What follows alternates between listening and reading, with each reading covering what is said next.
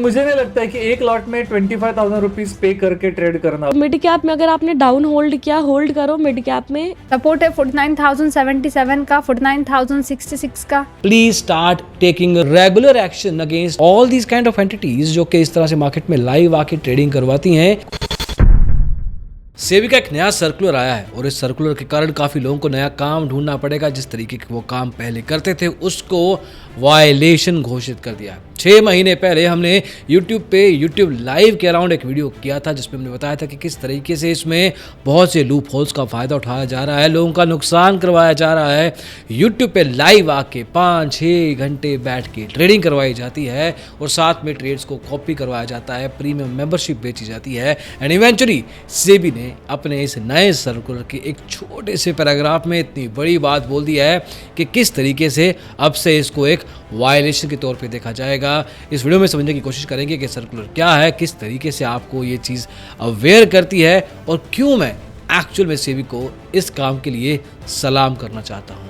Let's get started. अगर आप market hours के बीच में कभी भी YouTube पे जाएंगे, वहाँ पे सर्च करेंगे live stock market trading, live Nifty trading, ऐसा कुछ भी कीवर्ड लिखेंगे तो आपको बहुत से वीडियोस आज भी मिल जाएंगे जहाँ पे ट्रेडिंग लाइव करवाई जा रही है, बातें की जा रही है, 5-6 घंटे के सेशन लगाए जा रहे हैं, 8, 10, 15, 20 हज़ार लोग एक एक वीडियो पे बैठे हैं और सब लोग सवाल भी पूछ रहे हैं कहाँ पे बाय करें, कहाँ पे सेल करें। अलग अलग इंडिसेस में पोजीशंस बनाई जा रही हैं, लोगों को कहा जा रहा है कि आप ले सकते हैं, ये टारगेट प्राइस, ये स्टॉप लॉस। इस वीडियो में इसके बारे में डिटेल में बताया था और आज जाके 6 महीने बाद सेबी ने बताया है कि एग्जैक्टली ये गलत कैसे है। सेबी का एक सर्कुलर आया है 29 जनवरी 2025 को जो कि बात करता है एसोसिएशन ऑफ पर्संस जो कि मार्केट में रेगुलेटेड होती हैं उन लोगों के साथ एंगेजमेंट जो कि प्रोहिबिटेड एक्टिविटीज में इन्वॉल्व है। अब प्रोहिबिटेड एक्टिविटीज बेसिकली 2 तरह की होती हैं, जो आपको एडवाइस, टिप्स, रेगुलेशंस को वायलेट करके बिना लाइसेंस के प्रोवाइड करते हैं, और दूसरा वो लोग जो कि क्लेम करते हैं परफॉर्मेंस का कि आगे चल के इतना हो सकता है, फ्यूचरिस्टिक रिटर्न्स बताते हैं, पास्ट परफॉर्मेंस दिखाते हैं। ये सब चीजें प्रोहिबिटेड एक्टिविटीज में आती हैं। लेकिन साथ में सेबी ने यह भी कहा है कि कुछ लोग एजुकेशनल काम जो करते हैं उसमें उनको दिक्कत नहीं है, लेकिन विद इन एजुकेशन इस सर्कुलर में एक बात बताई गई है जो कि इन तरह के लोगों की दुकान शायद बंद कर देगी। ये सर्कुलर 10 पेजेस का है। इसमें से 6ठे पेज पे अगर आप जाएंगे वहाँ पे पूछा जाता है कि एजुकेशन और एडवाइस या रिकमेंडेशन में मतलब के जो प्रोहिबिटेड एक्टिविटीज़ हैं उनमें फ़र्क क्या है, कैसे पता लगेगा कि एजुकेशन के तौर पे कुछ गलत तो नहीं बेचा जा रहा।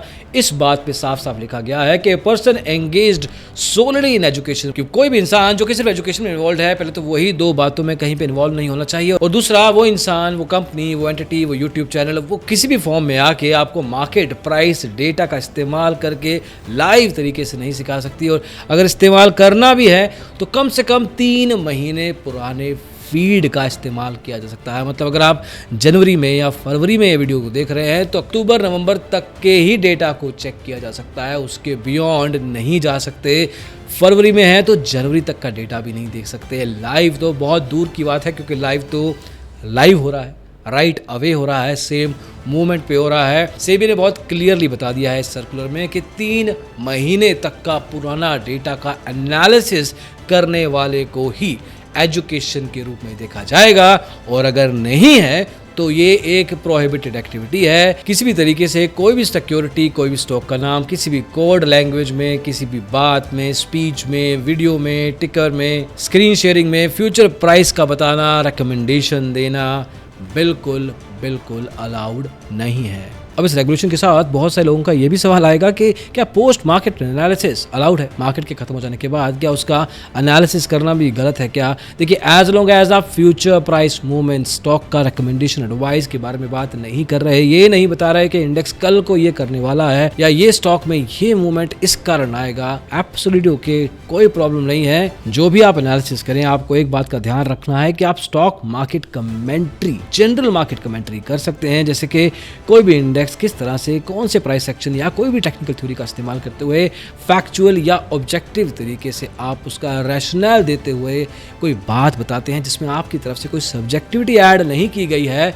नो प्रॉब्लम, उसमें कोई दिक्कत नहीं है, लेकिन जैसे ही आपने लाइन को टच किया, क्रॉस किया, आपने कुछ बता दिया कि ये हो जाएगा, ये हो सकता है, उस केस में दिक्कत आ सकती है, उस केस में ये प्रोहिबिशन है। अब फॉर एग्जांपल मैं आज ही यूट्यूब पे गया, वहां पे जाके सर्च किया, मैंने जाके देखा कि कुछ लोग अभी भी दिखा रहे थे, बातें कर रहे थे कुछ इस तरीके से। मुझे नहीं लगता है कि एक लॉट में 25,000 रुपीज पे करके ट्रेड करना, वो भी निफ्टी जैसे इंडेक्स में, इसका मोमेंट ही कितना होता है यार, 10-15 पॉइंट। हाँ, बैंक निफ्टी में करो। मैं तो कहता हूँ अगर आपको इतना कैपिटल यूज करना है तो बैंक निफ्टी में करो। मिड कैप का नेक्स्ट सपोर्ट जो दिख रहा है ना, वो 11,831 का यहाँ पे। मिड कैप में अगर आपने डाउन होल्ड किया, होल्ड करो मिड कैप में, स्टॉप लॉस डाल दो आप यहाँ पे। सपोर्ट है 49,077 का, 49,066 का, 49,024 का। We have to wait. अब इन बातों में टिकर को अगर आप ध्यान से देखेंगे तो इस YouTube लाइव के साथ में लिखा हुआ है कि this is only for educational purpose.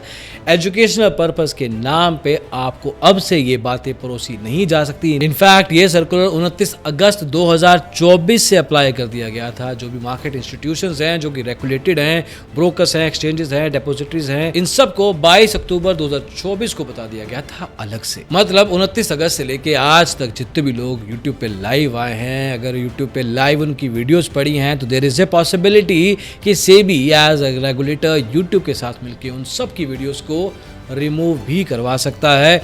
आगे आने वाले समय में एजुकेशन के नाम पर अगर ऐसे वीडियोस आते हैं तो there is a high possibility कि ऐसे चैनल्स को शायद बंद भी कर दिया जाए। And honestly serious retail traders को ऐसे चैनल्स की जरूरत है भी नहीं। तो मैं तो उन यूट्यूबर से या फेक इन्फ्लुएंसर से या जो भी लोग जाने अनजाने में इस तरह की वीडियोस बनाते हैं उनको भी ये कहना चाहूँगा कि ये तरह की वीडियो जो कि आपके चैनल पे 29 अगस्त 2024 के बाद से पड़े हैं, बेहतर रहेगा कि आप खुद ही उनको प्राइवेट कर दीजिए ताकि आपके ऊपर ये गाज ना गिरे और आगे से ऐसे वीडियोस बिल्कुल नहीं बनाए। करीब 6 महीने पहले एग्जैक्टली ये सब बातें चिल्ला के हमने भी बताई थी। कुछ लोगों के बारे में हमने सेबी को भी लिख के बताया था, भेजा था, जवाब भी आए थे, वहां पे भी उनका रिस्पॉन्स दिया था एंड इवेंचुअली सेबी ने ये एक्शन ले लिया है। This was very much a necessity in Indian stock market and that is why मैं सलाम करना चाहूँगा, क्योंकि मैंने सामने से सेबी को कहा था कि मेरा सलाम रेडी रहेगा अगर आप इन तरह की एक्टिविटीज़ में अपना इन्वॉल्वमेंट दिखाते हैं।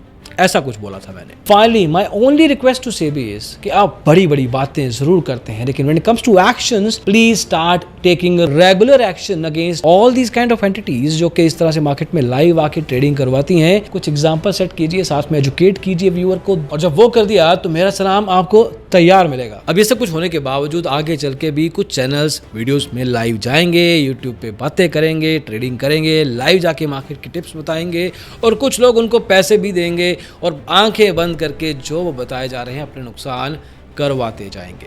हालांकि इस तरह को कोई यूट्यूबर आपको इंड्यूस करके, मतलब आपका साइकोलॉजी खराब करके, आपको कोई गारंटी दे के, कुछ ऐसी बातें करके जो कि आपके पास प्रूफ के तौर पे मौजूद हैं, आपका नुकसान करवाता है तो आप सेबी को शिकायत कर सकते हैं। Now that door is open. वो दरवाज़ा अब उन लोगों के लिए, उन रिटेल ट्रेडर्स के लिए जो कि अनजाने में अपना नुकसान करवा लेते हैं, ऐसे लोगों की बातों में आके, वो दरवाज़ा सेबी ने अब उन लोगों के लिए खोल दिया है। स्कोर्स या स्मार्ट ODR का इस्तेमाल नहीं हो पाएगा। sebi@sebi.gov.in या complaints@sebi.gov.in इन ईमेल IDs पे जाके शिकायत की जा सकती है।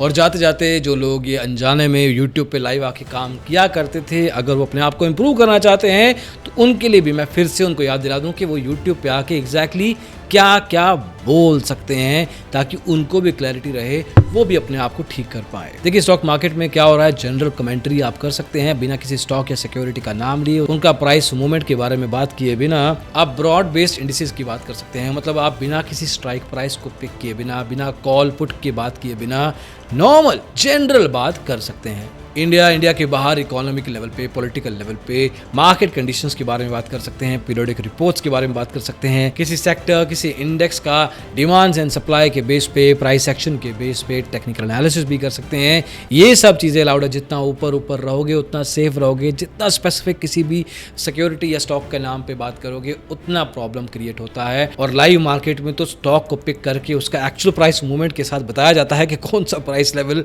कोड नेम्स का भी इस्तेमाल किया जाता है। और सेबी रेगुलेशन में ये भी लिखा है कि कोड नेम का इस्तेमाल करना भी अलाउड नहीं है। एंड फाइनली सेबी की तरफ से ये एक बहुत अच्छा, बहुत पॉजिटिव स्टेप है वेयर एक्चुअल में रिटेल ट्रेडर्स की लाइफ में, फ्यूचरिस्टिक रिटेल ट्रेडर्स की लाइफ में एक सीरियस इंपैक्ट पड़ेगा।